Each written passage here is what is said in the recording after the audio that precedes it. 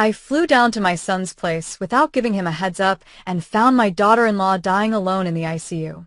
Meanwhile, my son was cruising around town with some girls in the car I had bought him. I silently called the police and reported the car stolen.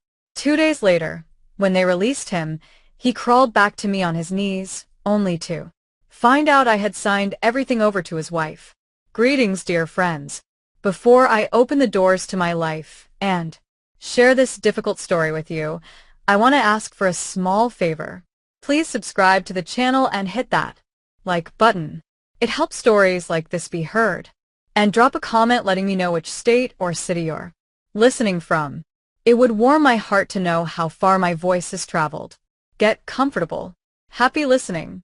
The airport greeted me with a hustle, the smell of roasted coffee, and the weight of other people's expectations. But I didn't feel the joy of reunion that usually embraces mothers flying in to see their children.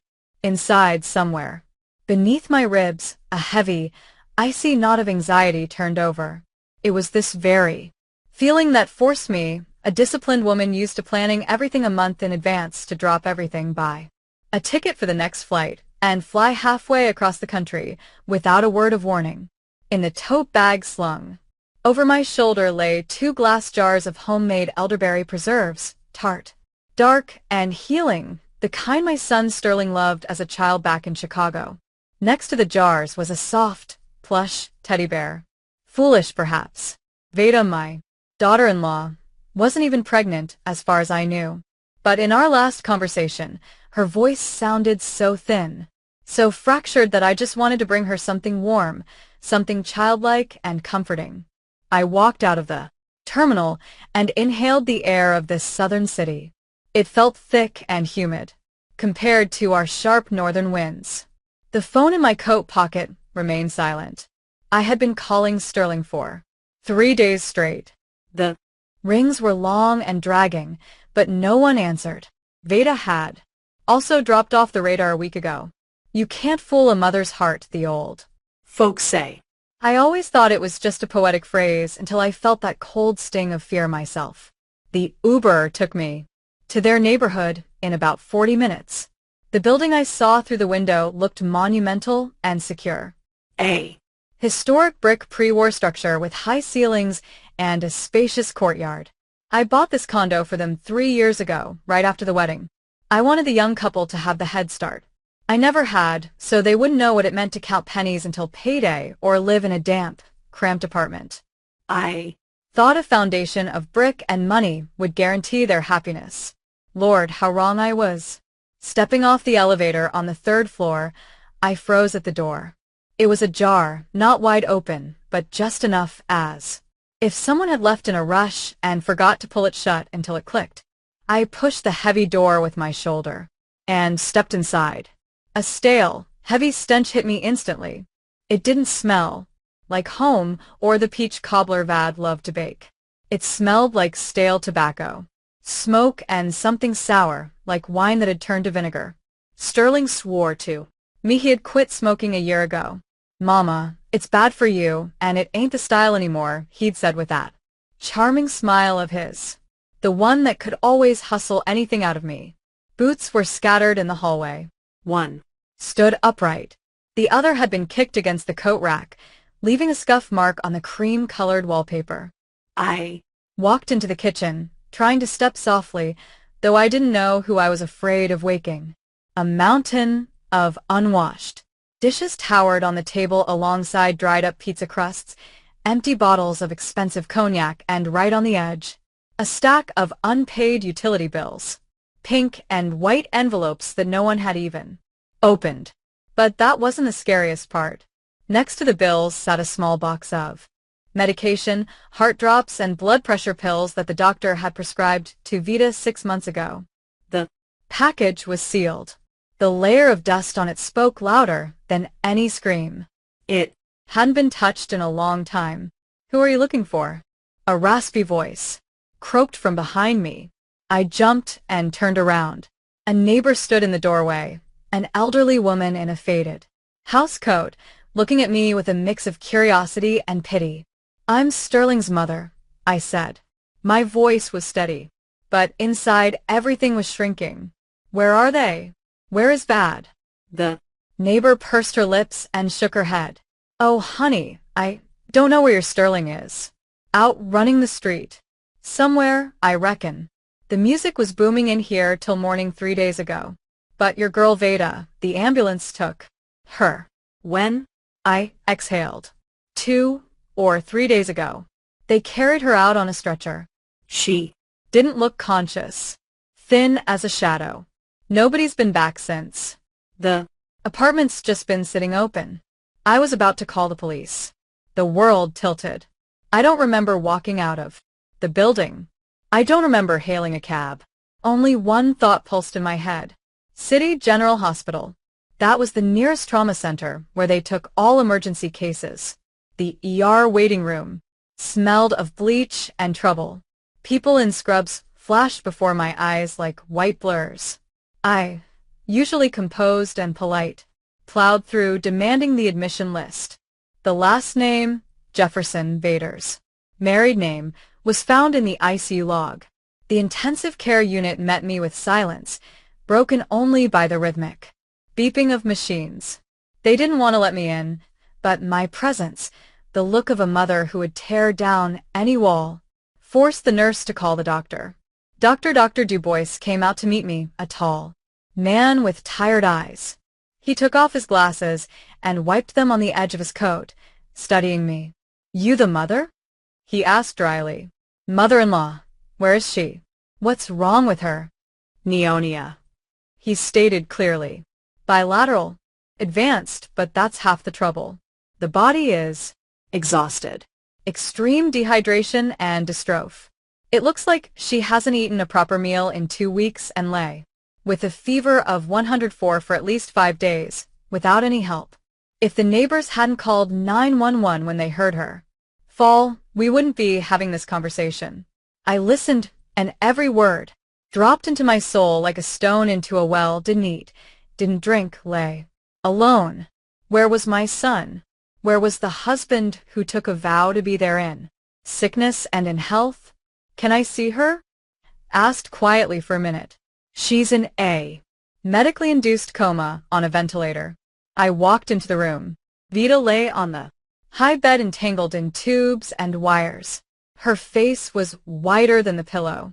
Her cheekbones were so sharp it looked like they might tear through her skin. She had always been petite, but now she looked transparent. This wasn't just an illness. This was a slow murder by indifference. I couldn't breathe. The air in the room thickened, pressing on my chest. I needed to get out to inhale the cool outside air before I screamed. Right there. I nodded to the doctor and, not feeling my legs, walked to the exit. I stopped on the hospital steps. The evening city was lighting up. Cars rushed by. People were hurrying about their business, unaware that a young woman was dying behind these walls. And then I saw him. Screeching tires. A massive SUV flew around the corner. The metallic midnight blue paint sparkled under the streetlights, blinding my eyes. This car, luxurious, powerful, the safest in its class, I had given to Sterling a month ago for his birthday. For the family, Mama, to drive the future kids around, he had said back. Then, the windows were rolled down. Deafening club music poured from the cabin, rattling the glass in the hospital windows. My son was behind the wheel. He was laughing head thrown back, shouting something to his passengers. And the passengers were 2 young women shrieking with delight, leaning out the windows and waving at passers-by. Sterling didn't look at the hospital. He didn't even turn his head toward the windows where his wife was fighting for every breath. He was the king of the world, the owner of an expensive toy I had bought him. The car roared past, blasting me with wind and the smell of burnt rubber, and disappeared around the turn toward downtown, where the nightclub lights burned. I stood there, stunned. Anger hadn't arrived yet. There was only icy numbness. My phone vibrated in my pocket. I pulled it out. A message from Sterling lit up the screen, the first one in 3 days. The text read, Hey, Ma. Can't talk. I'm at the hospital with Vita right now. It's really serious. The doctors are fighting. I haven't left her side. Pray for us. I stared at the glowing screen and the letters blurred, but not from tears. The tears evaporated instantly, burned away by a cold heat, rising from the very depths of my being. Pray for us, he wrote. The man who had just sped past his dying wife with loud music and strange women was asking me for prayers. In that moment, something inside me snapped with a loud crack. It wasn't the sound of a broken heart. No, it was the sound of the patient string, snapping, the one that had held my blind motherly love for years. I realized that before me was not just an immature boy, confused about life. Before me was a monster, calculating, cynical, and absolutely certain of his impunity. I didn't scream. I didn't call him back to vent my rage, to hear his pathetic excuses or drunken laughter. Screaming is the weapon of the weak.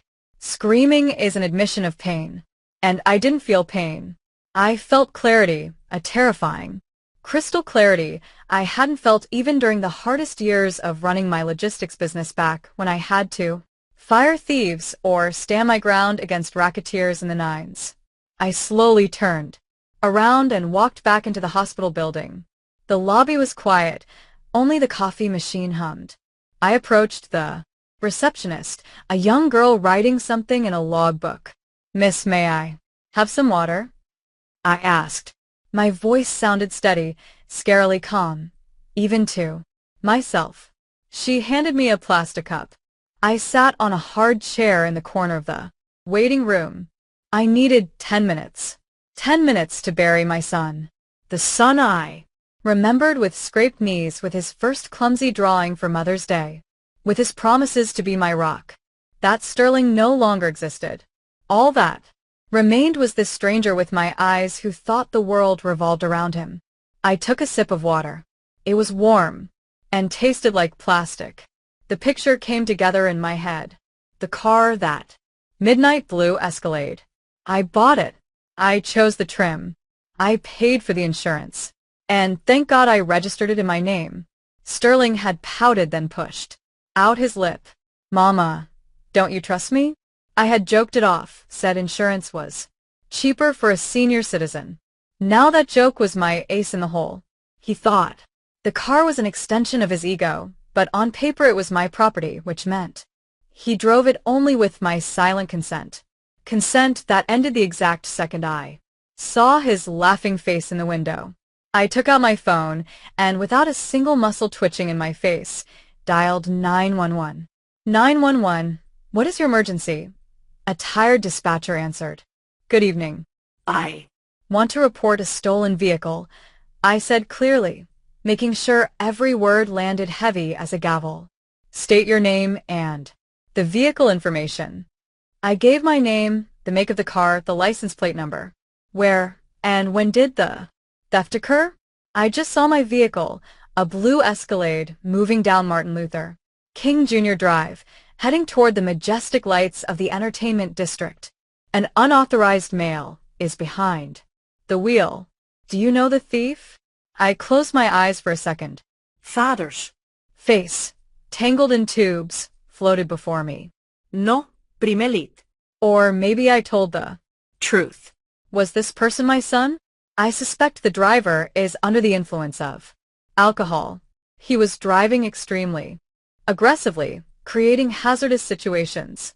There are passengers in the vehicle. Their lives may be in danger. I ask you to take urgent measures. Copy that. An APB has been issued to patrol units. Please hold. I hung up. The hand holding the phone was absolutely steady. No tremors, no doubts. I had just set the law on my own flesh and blood, and I didn't feel an ounce of regret.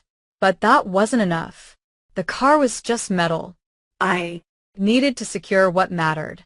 I found Odora's number in my contacts. My old friend, the sharpest attorney in the city, a woman of the old school who didn't ask unnecessary questions when she heard the steel in my voice. It was late, but Eudora answered after the second ring. Oilia, are you in town? Why? Didn't you call? Hello, Eudora. I'm here. Listen to me carefully. I need you to start drafting some documents right now, tonight. What documents, Oilia? Did something happen? You sound like you're in a board meeting. Worse, Eudora. Much worse. I need a deed of gift for the condo. The one where Sterling and Vad live. Got it. Transferring it to Sterling. You finally decided to give him the title. No, I cut her off. Not to Sterling. Tveda. Silence hung on the line. Eudora had known me for 30 years. She knew how I doted on that boy. Such a change of course could only mean a catastrophe. Tveda, she repeated slowly. Oilia, are you sure? That's a serious step. That property is worth a fortune. I have Never been more sure, Eudora. And prepare a general power of attorney in my name to handle all matters related to that property. I want the papers ready for signing tomorrow morning. I'll pay. Double your rate for the rush. I'll get it done. Her voice turned all business. Come to my office at 8 a.m. We said Goodbye. I remained sitting in the lobby, staring at the closed doors of the ICU. 20 minutes passed. Time. Stretched thick as tar. I imagined the patrol car with flashing lights pinning the blue SUV to the curb. How the loud music would die. How the smirk would slide off Sterling's face. My phone rang sharply, slicing through the hospital silence.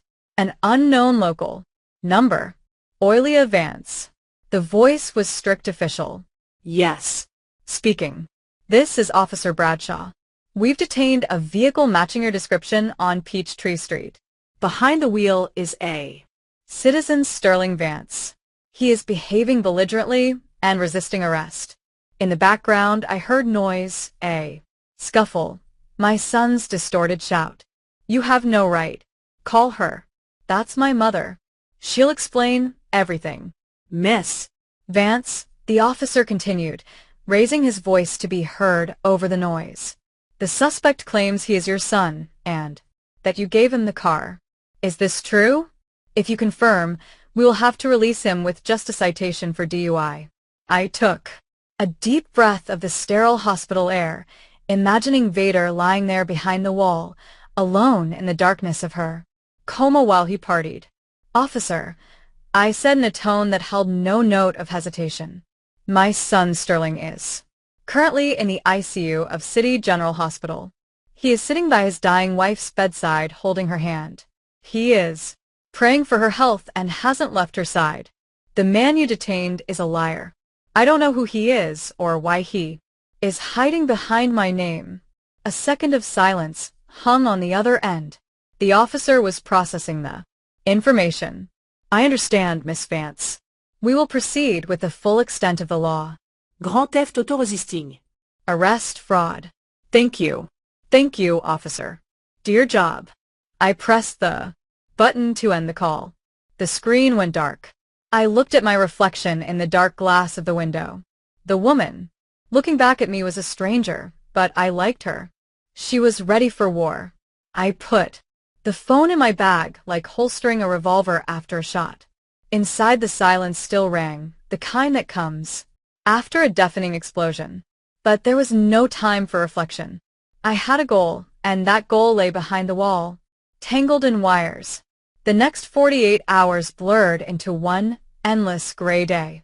I practically moved into the hospital, spoke with the chief of medicine, paid for a private room and a round-the-clock private nurse. Money, as always, opened doors that remained closed to mere mortals. I sat by Vad's bed, holding her limp hand, and talked. I talked about the weather, about how beautiful the autumn leaves were back north, about the sweet potato pies we would bake when she got better. I filled the silence with words so that death wouldn't dare enter. The pause. Sterling sat in a holding cell during this time.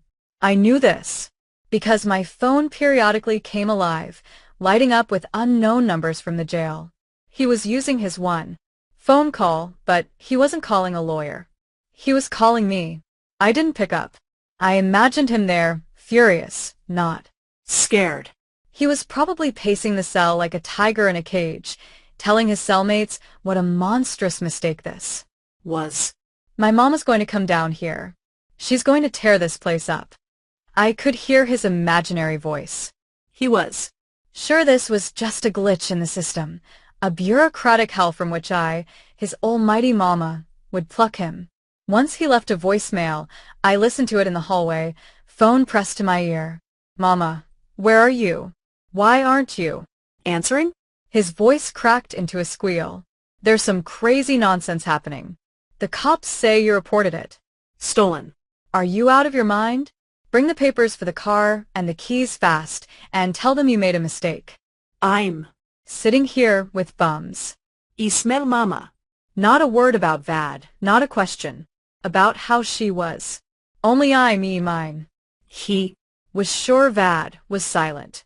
That like a loyal dog, she was lying at home waiting for him, not daring to complain to her mother-in-law. He didn't know his silent victim was balancing on the edge of life and death, and that her silence was more eloquent than any words.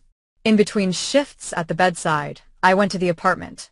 I needed to find Vad's ID to process the transfer to the private room. The apartment greeted me with the same smell of stagnation and betrayal. I. Started methodically going through things in their bedroom. In a dresser drawer, under a stack of neatly folded linens, I stumbled upon an old diary in a worn cover. It wasn't just a notebook. It was a chronicle of survival. I opened it at random. Vad's handwriting, usually round and neat, was small and erratic here. March 12th, Sterling asked for money. Again. Said he needed it to maintain his status in front of partners. I gave him the last $400 I saved for the dentist. My tooth hurts unbearably, but he said if he didn't have a new shirt, the deal would fall through and we'd be on the Street. I flipped the page. April 20th. He screamed. Said the apartment is. Actually his. That his mother gave it to him, and they just let me stay there. Said if I nag him about a job, he'll Kick me out. I'm scared. I have nowhere to go. Mom's gone. Dad is far away. I. Have to endure it for the family. My vision went dark. He lied to her. He. Used my kindness as a club to beat this girl into submission. He convinced her she was nobody. Empty space in his Kingdom. He wasn't just stealing her money. He was stealing her dignity day by day, drop by drop. May 5th he sold my gold ring, Grandma's ring. Said he lost it. But I saw the pawn shop receipt in his pocket. With that money, he bought himself a watch. Said, you just sit at home anyway. You don't need jewelry, but I need to look presentable. I closed the notebook. My hands were shaking, but now not from fear, but from a rage so concentrated it felt like it could burn through the paper. This wasn't just selfishness. This was financial and psychological terror. He was methodically destroying her to elevate himself. I took the notebook with me. It was evidence not for court but for my conscience, so that when he came to me with the eyes of a beaten dog, I wouldn't waver. Returning to the hospital, I sat at my post again. The rhythmic beep of the heart monitor became the only music. I took Vader's hand in mine. It was dry. And hot. You are not alone, baby girl, I whispered. Do you hear me? You are not alone anymore. I am here, and I know everything. He won't hurt you again. I promise. Several more hours passed. Outside the window, the sky began to turn gray. Morning of the third day approached. I dozed off, sitting in the chair, head dropped on my chest. Suddenly I felt a faint movement, like a butterfly wing brushing my palm. I snapped my eyes open. Veda's fingers resting in my hand twitched slightly. I froze, afraid to scare away the moment. Her eyelids fluttered, lifting slowly, like a heavy curtain. Her gaze was cloudy, unfocused. She looked through me, through the ceiling, somewhere into the void. Then her eyes cleared a little, and she saw me. There was no recognition in them, only fear, a primal, deep-seated fear. Her lips moved under the mask. I leaned close to her face to hear. "Don't let him in." Her voice rustled, quiet as dry leaves. "Don't let him in." "Who, honey? Who shouldn't I let in?"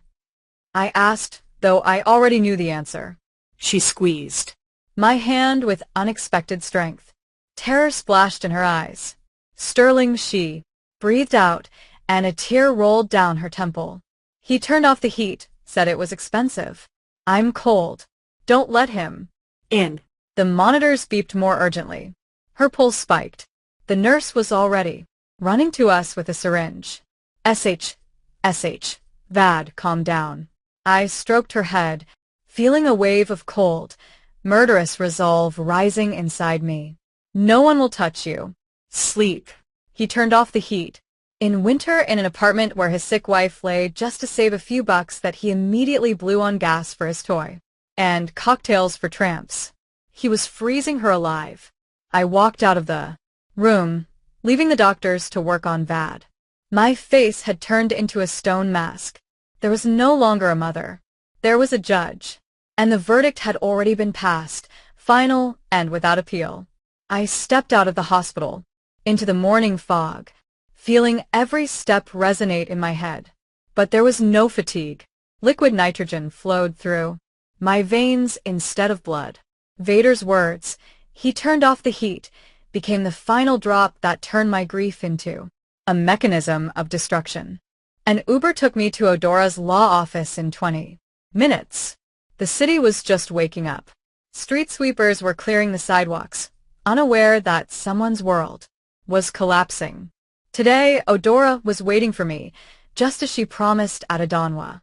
Her office smelled of expensive coffee and old paper, the smell of stability and law. "You look terrible, Oilia," she said instead of a greeting, looking over my rumpled coat and the dark circles under my eyes. "But your eyes are burning in a way that scares me." "Let's get to business, Odora." I sat in the chair without taking off my coat. "Are the papers ready?" She silently slid a folder toward me. "Deed of gift for the condo in the name of V.A. Jefferson."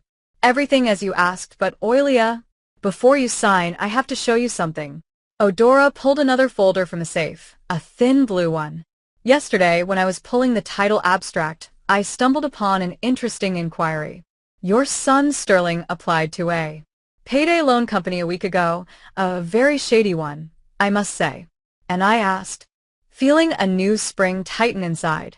And as collateral for the loan, he provided copies of the documents for this very apartment. "Oilia?" Odora lowered her voice. There was a power of attorney, allegedly from you, giving him the right to mortgage the property. She opened the folder and showed me a photocopy. I looked at my signature. It was almost perfect. Almost. Only the tail of the O was a little longer than I usually write. "It's a forgery," I stated calmly. "Crude, but for thugs, it would pass." Odora nodded. He was planning to borrow a huge sum, and if he couldn't pay it back, and he wouldn't have, judging by his credit history, which I also checked, some tough guys would have come to you asking you to vacate the premises. He planned to sell the roof over his wife's and mother's heads to cover gambling debts. We're talking thousands, Oilia. He's a gambler. I closed the folder. The puzzle was complete. That's why he saved on heating and medicine for Vita. He didn't need money for status. He needed it for the game. And when the money ran out, he decided to bet the apartment. My apartment. Vita's life. "Where's the pen?" I asked. Odora handed me a heavy Parker pen. I signed the deed with a sweeping heavy hand, 3 copies. With every stroke, I cut off a piece of the past where my beloved son Sterling existed. Now there is only Sterling, Vance, fraudster, and sadist. Send it for registration immediately, electronically, so the apartment is hers in an hour.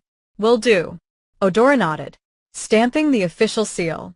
What about the car? I'll handle the car myself. Leaving the notary, I dialed the dealership where I bought that cursed SUV. The manager, recognizing my voice, practically bowed over the phone. Alex, listen to me carefully.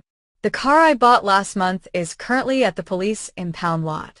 As the owner, I am authorizing you to pick it up with a tow truck. I'm sending the documents via courier right now. Of course, Miss Vance. Where should we deliver the vehicle? To service? No. To the trade-in Department. I want to sell it immediately. Sell it? Genuine surprise rang in the manager's voice. But it's brand new. You'll take a loss. I don't care how much I lose. Sell it today for whatever price the wholesalers offer. Main condition: the money must not be transferred to my account. I will send you the details for the hospital's charity fund. Purpose of payment: treatment and rehabilitation of Vita Jefferson. I understand. We'll get it. Done. I hung up. Now Sterling had nothing. No wheels, no housing, no mother's purse. I had scorched the earth around him, leaving him naked on the ashes. My phone pinged again. A notification from the bank. The state filing fee had been paid. The apartment was going to VA. I returned to the hospital to give the doctors a copy of the payment receipt for the treatment. The money from the car sale would arrive by evening, but I wanted them to know resources exist. Spare nothing. As I was leaving the chief physician's office, my phone came alive again. This time it wasn't Sterling. It was an unknown woman calling. Hello. Is this Sterling's mother? The voice was squeaky, young, and entitled. Who is this? Asked in an icy tone. This is Candy. I was with Sterling in the car when those pigs arrested us. Listen, lady, your son told me the whip was his, that he's a big businessman, and now the cops are telling me the car is stolen. Are you running a family of con artists? I chuckled. Here they were, colleagues. Candy, I said softly, almost sweetly. Sterling lied to you. He has no car. He has no business. And he has no apartment. either. He lives off a librarian wife and a retired mother. What? The phone squealed. But, he promised me a trip to Miami. I'm afraid the only trip he's going on is a bus ride to the unemployment office. I hung up and immediately another message arrived from Sterling. Mama, they released me. It was hell. I'm coming home. We need to talk. Seriously. You owe me an explanation for the circus. He was going home to an apartment that didn't belong to him anymore. To a wife he almost killed. He still thought he was master of the situation. I checked my watch. 2 hours had passed since I gave the order to the dealer. At that moment, Sterling's phone must have been on full volume because I imagined him standing on the steps of the police station, dirty, angry, reading the message Candy had just sent him. I didn't see it, but I knew it would happen. Candy, judging by her voice, wasn't a girl who forgave shattered dreams of Miami. And indeed, a minute later, Odora sent me a screenshot. She was monitoring Sterling's social media. A post appeared on his wall from user Queen Candy. Yo. Ladies, don't fall for this loser at Sterling Vance. The whip is his mama's. Bro is broke and his own mom called the Cops on him. Embarrassing. Don't call me again, loser. I put the phone away. Checkmate. Son, you wanted the high life. You got the fame. Now let's see how you handle it. I got up and walked to the exit. I needed to meet him not at home, but at the hospital where the truth lay. The truth he was running from so hard. I took a position in the lobby right across from the elevators. In my hands was a book, a volume of Baldwin I had grabbed from Vad's house. But the lines jumped before my eyes, refusing to form meaning. I wasn't reading. I was waiting. About 40 minutes passed before the elevator door slid open and he stepped out. Sterling looked pathetic. His designer shirt was wrinkled and stained with something brown. His hair was standing on end, and dark shadows lay under his eyes. He was limping on his left leg, probably the result of a warm welcome from cellmates or the police during the arrest. But even in this state, he tried to carry himself with pride. He looked around, searching not for a doctor, not for his wife, but for me. Seeing me in the chair, he headed straight for me. His face twisted into a grimace that was supposed to portray righteous anger, but looked more like the tantrum of a spoiled child. Finally, he barked, across the corridor, startling a dozing nurse. Mama, what did you do? Do you realize what you've done? They kept me in the tank for 2 days with bums. He loomed over me, expecting me to jump up as usual, start gasping, apologizing, shoving money at him, and patting his head. But I didn't move. I slowly closed the book, placed it on my knees, and raised my eyes to him. My gaze was dry and calm as a desert. "Hello, Sterling," I said quietly. "You smell. Go take a shower before you shout." He was taken aback. For a second, his mouth opened like a fish thrown on the shore. "Smell?" he squealed, lowering his voice only, because a doctor walked by. "Mama, are you out of your mind? You reported me to the police. You said I stole the car. My car. You embarrassed me in front of my friends, in front of Candy. Do you know what she wrote to me?" "I know." I nodded. "She wrote the truth. You're a loser, Sterling." The word hit him harder than a slap. He recoiled. His face broke out in red blotches. "How dare you?" He was choking with indignation. I'm going to Vita, right now. "She'll confirm I took the car with her consent. She'll tell them all, and you'll regret treating me like this. Where are the keys? Give me the keys to the car. I have to go. I have business." "You have no business, Sterling?" I spoke measuredly, like I was driving nails. "And you have no car? What do you mean, no?" He laughed nervously. "Did you hide it?" Come on, manantai. "Lesson learned. Give me the keys. I really need to go." I promised. The guys. "The car is sold." I interrupted him. "An hour ago, the dealer picked it up from the impound. The money has already been transferred to the clinic's account." What? His eyes bugged out. "You had no right. That was my gift. That was my property. On paper, I disposed of it As I saw fit. The money will go to pull your wife back from the dead, from the grave you drove her into." He froze for the first time. Not anger, but fear flickered in his eyes. But it wasn't fear for Vad. It was the fear of a beast cornered and stripped of its fangs. You're lying," he wheezed. "You couldn't. You love me. I'm your son." I do. I agreed. And it was true, bitter as wormwood. "But I will no longer sponsor you. You are a grown man, Sterling, 35 years old. You have no job. You have no car. And by the way," I paused, savoring the moment of truth, "you have no home." "What do you mean?" He palled so much the blotches on his face stood out even brighter. "The apartment, the condo now belongs to Vad officially. I signed the deed of gift this morning. You are no longer the master there. You aren't even on the lease." He stood, swaying as if the floor was moving under his feet. All his arrogance, all his fake bravado fell away like husks. All that remained was a small, scared, greedy little man. "You couldn't," he muttered. "You're bluffing. You just want to scare me. I'm going to VA right now. She loves me. She'll cancel it. She'll sign whatever I say." He spun around and darted toward the ICU doors. "Vad," he screamed, throwing the door open. Vad. "Tell her." I didn't even stand up. I knew what would happen next. Sterling only managed 2 steps into the room. From behind the privacy screen, a figure emerged. It wasn't a doctor. It was a man in the uniform of a private security firm, broad-shouldered with a stone face. I had hired him 2 hours ago with a single instruction: protect the patient from any male visitors except medical staff. The guard silently, without unnecessary movement, blocked Sterling's path. His hand, the size of a shovel, landed on my son's chest. "Unauthorized.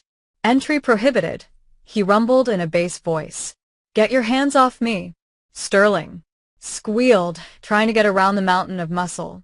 I'm a husband. I have rights. Vad, wake up. Vad lie? Motionless, but the heart monitor reacted to the shout. The pulse curve jerked upward. You are disturbing a critical patient. The guard gently but firmly began to push Sterling back into the corridor. Leave, or I will be forced to use physical force. Sterling resisted. His boots slid on the linoleum. Mama, he yelled, turning back to me. Tell him she's my wife. I Sat motionless, gripping the book. Take him away, I said quietly. But the guard heard. Sterling was shoved into the corridor. The ward door slammed in his face, cutting him off from the victim he was used to considering his property. He was left standing in the empty hallway, disheveled, humiliated, stripped of all his toys. He looked at me. In his eyes I saw hatred. Pure, un cloud d'atred. And in that moment, I realized the war had just begun. He wouldn't retreat that easily. He would play for pity. He would Crawl. He would lie. And he started right then. His face changed. The mask Of anger was replaced by a mask of suffering. He sniffled and took a step toward me. Mama. His voice trembled, becoming pitiful, like in childhood when he broke a vase. Ma, I'm sorry. I'm a fool. I got confused. Help me. They're going to kill me. I knew who he was talking about. The people he promised money from the sale of the apartment. But nothing stirred in me except disgust. Let's go outside, I said, standing up. There are people here. We'll talk where you won't disturb the sick. I headed for the exit, knowing he would follow. He had no choice. I was his last hope, a hope I intended to shatter completely. We walked into a long hospital corridor away from the nurse's station and Vader's room. It was empty here. Only a fluorescent light flickered, making an unpleasant buzzing sound.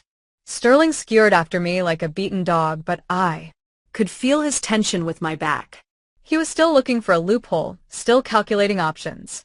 I stopped by a window overlooking the parking lot. Where his blue SUV once stood, there was now an empty space. I turned to him. Well, I said, I'm listening. Sterling looked around to make sure there were no witnesses, and then collapsed to his knees. It was so theatrical, so rehearsed that I felt nauseous. He grabbed the hem of my coat with dirty fingers, looking up into my eyes. Mama. Mommy, forgive me, he wailed, and tears flowed down his cheeks. Real or not, I Couldn't tell anymore. I didn't mean to. I'll fix everything. I swear I'll never drive drunk again. I'll find a job. Just put everything back how it was. Give the apartment back. He sobbed, wiping his nose on his sleeve. You don't understand, Ma. I have problems. Serious problems. I owe money. A lot of money. If I don't pay, they won't just beat me Up. they'll me. Mama, I'm your son. Your blood. Would you let them kill Me? He spoke fast, choking on words, trying to crush me with pity, fear. Guilt. And those girls in the car, he continued, seeing I was silent. Just Colleagues. we were coming from a corporate party. I was just giving them a ride. I love Vida. I can't live without her. I sat here, prayed. Mama, believe me. I looked down at him, at his shaking hands, at his pathetic posture, and I didn't see a son. I saw a parasite that had been sucking the life out of us for years. Stand up, I said quietly. I won't stand up until you forgive me. He howled louder, hoping some staff member would come out and see the scene of the prodigal son's repentance. Mama. I'll do anything for you. I'll take care of Veda. I'll carry her in my arms. Just don't abandon me. Don't take my home. Stand up. My voice whipped him like a slap. He flinched and slowly rose, still sniffling. You say you are my blood? I asked, looking him straight in the eye. Yes, that is true. And it is my greatest shame, my most terrible mistake. I Raised you. I gave you everything, but I didn't teach you to be a human being. I, Opened my bag and took out a folded sheet of paper. It was a copy of the deed with the registrar's stamp that Odora had forwarded to me. look. I unfolded the paper in front of his face. See this stamp? The apartment is no longer yours and never will be. It, Belongs to Vad solely. Sterling stared at the document. his, Eyes darted across the lines, pupils dilated. But how? He mumbled. what? If she, well, he didn't finish, but I understood. If she dies, that's what he was thinking. If Vader dies, he as the legal husband inherits everything, the apartment, the money, the things. He was. Already burying her in his thoughts and calculating the profit. Thinking about inheritance, I asked, and my voice became so cold, it felt like the temperature in the corridor dropped 10 degrees. Don't get your hopes up. I took out a second document. It was a will. My will, which I had rewritten this morning at Odora's office while waiting for the apartment paperwork. Read. I pointed a finger at the highlighted paragraph. Sterling read aloud, stumbling. All my property, movable and immovable, as well as funds and accounts, I bequeath to the hoped for. Pause animal shelter. He looked up at me full of genuine horror. You're joking. Cats, Mama, are you crazy? You're giving everything to cats and leaving your own son on the street? Yes, I answered calmly. Cats are at least grateful when you feed them, and they don't turn off the heating on the sick. You wouldn't dare. You wouldn't dare? He Screamed, forgetting the role of the repentant sinner. His face twisted with malice. I'll contest this. I'll prove. You're incompetent, that you're an old senile woman. The court will be on my side.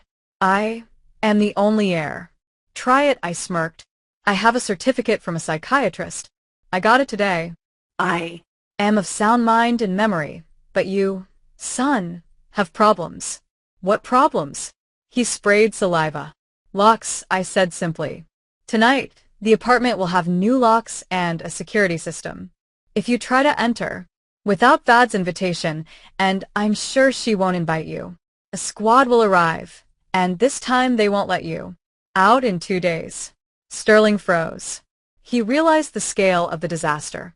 he Had no home. He had no car. He had no money. And he had no future inheritance. And the debts, he whispered. And in that whisper was real terror. Mama, they'll kill me. They really will. Give me at least money to cover the debt. I'll leave. I'll disappear. You won't see me again. Just give me money. No. I cut him off. You're a big boy, Sterling. You Brewed this tea. Now you drink it. Go work as a loader, a janitor, a cab driver. Oh, wait. You'll lose your license. That means a foot courier. Work it off. You monster, he spat in my face. You're not a mother. You're a viper. I hate you. I hope you die with your Vita. Feeling is mutual, son. I Said, putting the documents back in my bag. Now leave. Security is coming. at The end of the hall, 2 guards. Indeed appeared, likely called by someone disturbed by the noise.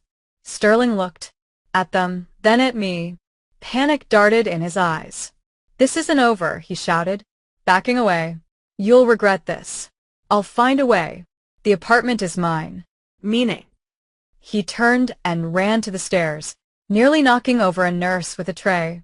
I watched him go. I didn't pity him. I pied the time, the strength, and the love I had wasted growing this weed. But it was too early to relax. He was cornered and rats in a corner jump at the throat. He didn't just run away. He ran to the apartment. I knew it. He Would try to get in before the locks were changed. He would try to carry out everything valuable. princess bus. Jewelry, maybe even furniture. I took out my phone and dialed Odora. Odora, He's on his way. are the locksmiths there? They're working, Oilia. Police are here, too. I asked an officer to supervise the process. Showed him the property deeds. Good. He's running there. Warned them. He's furious. Don't Worry. Odora's voice was calm. We'll meet him. I hung up and returned to the nurse's station. I needed to make sure Vad was okay after this visit, but a new feeling was already maturing inside me. A feeling of liberation. I had cut off a rotten branch. Now the tree would breathe easier. All that remained was to protect what could still be saved. Sterling, as I predicted, didn't go to the bus station or to friends. Choking with rage and fear, he raced to the only place he still considered his, the apartment. I didn't see it with my own eyes, but Odora told me everything in detail later, and the picture stood before my gaze as vividly as if I were watching a movie. He flew into the lobby, skipping steps, ignoring the elevator. One thought must have been pounding in his head. Make it in time. Make it in time to grab the laptop, the plasma TV, the stash if there was one, maybe even documents to blackmail us later. He reached the third floor, already pulling out his keyring, but froze in front of the door. The door was wide open. Two workers in overalls stood in the hallway. One was drilling out the old lock cylinder, and the second was unpacking a box with a new expensive alarm system. Standing next to them, arms crossed, was Odora, unshakable as a rock. And a little further away, leaning against the wall, two police officers looked bored, the very same ones who had processed his arrest for the theft. Fate, it seems, has a peculiar sense of humor. What is going on here? Sterling yelled, bursting into the hallway. Get out. This is my apartment. I'm the owner.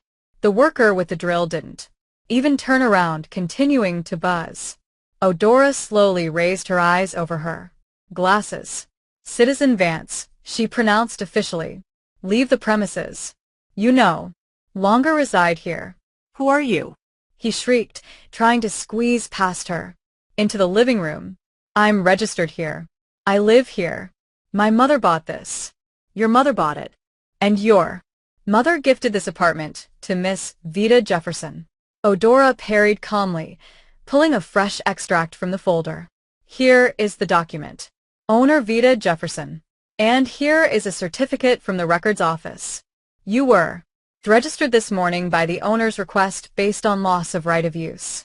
Deregistered? Sterling turned purple. Without me? That's illegal. I'll file a complaint. He tried to dash into the bedroom, apparently hoping to get to the safe, but one of the officers blocked his path.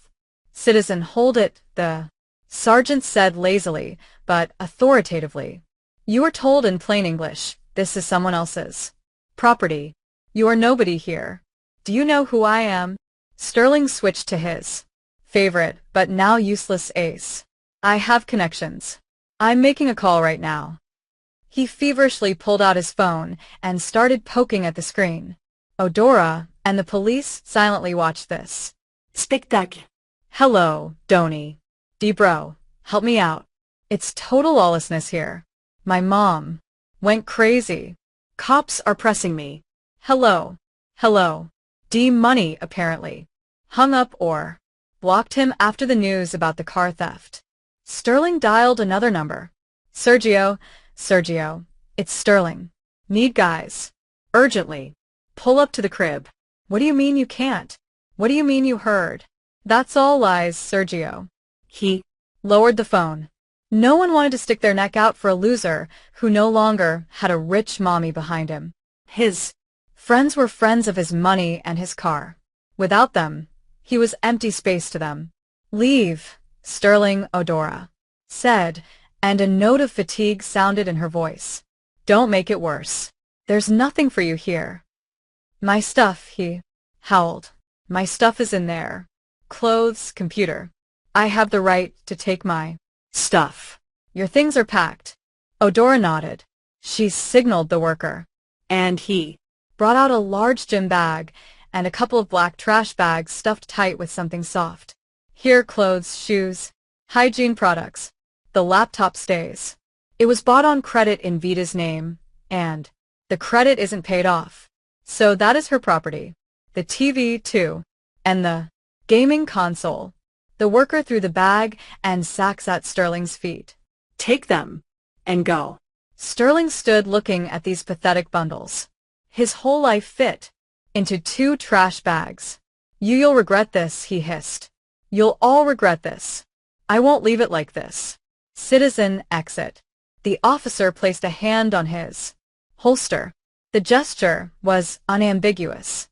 Sterling grabbed the bag, kicked one of the sacks, and cursing through his teeth, tumbled out onto the stairwell. The door slammed shut behind him. The new lock clicked. That sound was the final period. He went down to the street. It was evening. A cold wind chased fallen leaves across the asphalt. Sterling stood by the entrance where just yesterday he parked his luxury car and didn't know where to go. Couldn't go. To the girls' place, they dumped him. Couldn't go to friends, no money for rent. He looked up at the windows on the 3rd floor. A light was on there, a warm, cozy light that was now unreachable for him. He realized he had been crossed out, not just kicked out, but erased like a dirty stain. With trembling hands, he took out his wallet. There lay a card, a gold card linked to my account, which he loved to flash in restaurants. Hotel, he thought. I'll get a room at the plaza, sleep it off, and come up with something in the morning. Mom will cool down. She always cools Down. He dragged his bundles to the nearest ATM glowing in the window of a 24-hour store across the street. Inserted the card, entered the PIN, requested the balance. The screen displayed card service suspended by bank. Card retained. The ATM roared and swallowed the plastic. Sterling stared blankly at the black slot where his last hope had disappeared. No, he whispered. No, no, no. Give it back. He punched the screen. Then again, give back the card. Passers-by shied away from him. A man with a dog stopped and threatened to call the police. Sterling slid down the wall of the store onto the dirty concrete. He sat surrounded by his trash bags, without a dime in his pocket, without a phone. The battery died on the last call to Sergio in a strange, cold city. At that moment, I sitting in the hospital received a notification from the bank. Attempted use of blocked supplementary card retained by device. I put the phone down and looked at Bad. She was sleeping, breathing more evenly now. The machines beeped rhythmically and calmly. The worst was over for her. But for Sterling, the real hell was just beginning. A hell he built himself brick by brick, lie by lie. And now he had to live in this house without windows or doors. 6 months passed. Autumn came into its own, painting the city in gold and crimson. But this cold was different. Clean, invigorating, promising not death, but rest before a new rebirth. I sat on the balcony of that same apartment. Now it didn't smell of dampness and tobacco, but of freshly brewed tea with thyme and oil paints. Veda sat opposite, wrapped in a fluffy blanket the color of baked milk. She was still thin, and her movement sometimes showed the caution of a person who survived a long illness. But there was no longer that hunted emptiness in her eyes. Life shone there. She was painting. A watercolor landscape was blooming on the easel, the view from our window of the old park. You know, Mom, she said, dipping her brush into a cup of water. She started calling me Mom a month ago, and every time that word warmed my soul. I found a job at the Central Library. They opened a rare books department and they need a restorer. The pay isn't huge, but it's enough for me, and the schedule is peaceful. That's wonderful, darling. I smiled, sipping my tea. But don't worry about money. You know, we have a cushion. I know. She put down the brush and looked at me seriously. But I want to do it myself. I want to feel that I can. After all this, it's important for me to know I'm not helpless. You are the strongest girl I know. I covered her hand with mine. We didn't talk about Sterling. His name became taboo, as if by pronouncing it, we could summon an evil spirit back into our world. But his shadow had vanished from this apartment along with the old wallpaper we replaced in the first months. The walls were now a warm peach, the furniture light. we had scrubbed out. Even the memory of him. I sold my business up north.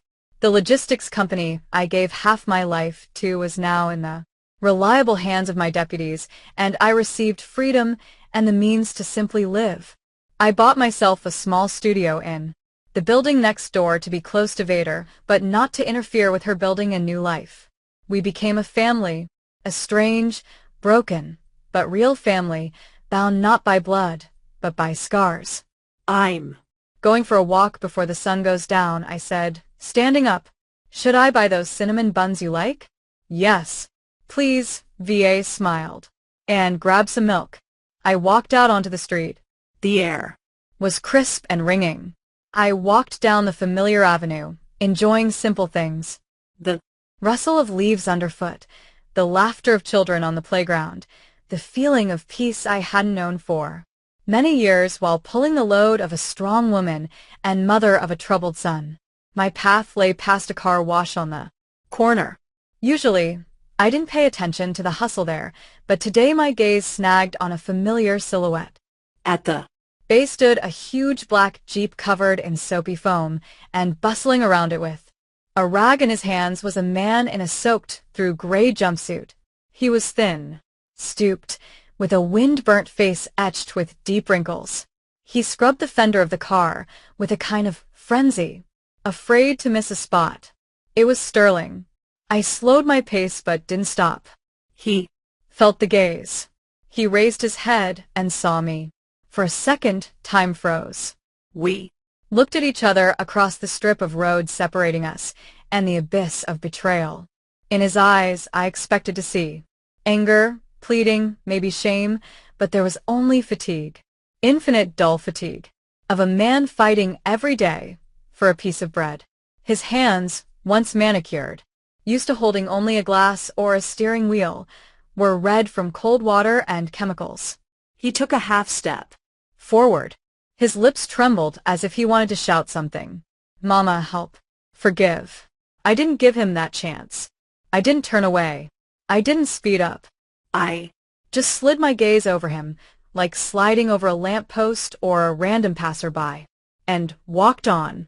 My face remained calm. Nothing trembled inside. no pity. No. Gloating, just fact. Everyone gets what they deserve. He wanted to live. Beautifully without working. Now he works dirty to survive. The balance is restored. I walked another block, feeling his gaze on my back. He didn't run after me. Apparently, life had taught him something after all. Or maybe the car wash foreman just yelled at him, ordering him to work faster. My phone vibrated in my pocket. I pulled it out. A notification popped up on the screen. A message from an unknown number. I opened it. Ma, please, I can't take it Anymore. I understand everything. Give me a chance. Even just $10 for food. Please. I looked at these lines. Ma, a word that was once the most precious to me now became just a set of letters. Chance. I gave him hundreds of chances. All his life I gave him chances, and he spent them all on killing the faith in himself. My finger hovered over the reply button. What could I write? Endure it. God will provide. No. I tapped the settings icon, selected block contact, then delete chat. The screen blinked and Cleared. the last thread connecting me to the past snapped. I put the phone in my pocket, inhaled the autumn air deeply, and smiled. Ahead was the bakery where they baked the most delicious cinnamon rolls for my daughter, my real daughter. I picked up my pace. I was expected at home. That is the story, my dear listeners. A story about love that can be blind, and about an epiphany that sometimes costs too much. A story about how one woman found the strength to cut off her own flesh to save a stranger's life that became family to her. And now. I want to ask you, was Oilia right? Did she act cruelly toward her only son? After all, a mother's heart should forgive everything they tell us. Or is there a line beyond which forgiveness becomes an accessory to a crime? Would she have left him at the bottom if he hadn't crossed that line with the heating and medicine? Many will say, that's her son. She should have helped, treated him, sent him to rehab, but not to the street. And others will argue, a grown man must answer for his actions. Stop babysitting. Did you like the story? And which city are you listening from? Let's meet in the comments. If you like the story, you can support me by sending a super. Thanks, so I can keep bringing more stories like this. Thank you so much for your sweet support. I'm looking forward to your comments on the story. On the screen, you can see 2 new life stories that I highly recommend. There's so much more on my channel. Don't forget to